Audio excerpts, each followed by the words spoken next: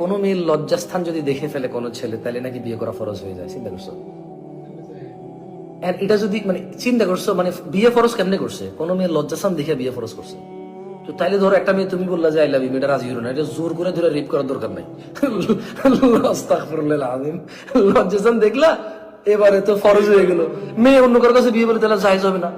ধরো কোনো ছেলে যদি কোনো মেয়ের লজ্জাস্থান দেখে, এটা যদি মেয়ের জন্য বিয়ে ফরজ হয়ে যায় ছেলের সাথে, তাহলে এই মেয়ে যদি অন্য কাউকে বিয়ে করে ফরজ তো করলো না, আর অন্য কাউকে বিয়ে করা কি জায়েজ হবে? তাহলে যারা পর্নোগ্রাফি দেখছে, কত মেয়েকে বিয়ে করতে হবে?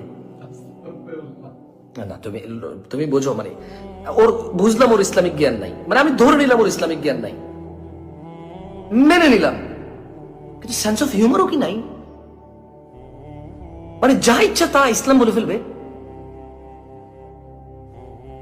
মানে যারা যারা উলঙ্গ ছবি দেখে, তাহলে ওরা কতজনকে বিয়ে করা ফরজ ওদের জন্য, তুমি খেয়াল করছো? এরপরে আবার পতিতাকে বিয়ে করা ফরজ হয়ে যাবে ওর জন্য। মানে দেখো অবস্থা কি। মেয়ের দিকে তাকানো নিষেধ, সে বলতেছে মেয়ের লজ্জাস্থান দেখার পরে বিয়ে ফরজ। তুই তাকানো নিষেধ মুখের দিকে, তুই লজ্জাস্থান পর্যন্ত যাবি কেমনে রে?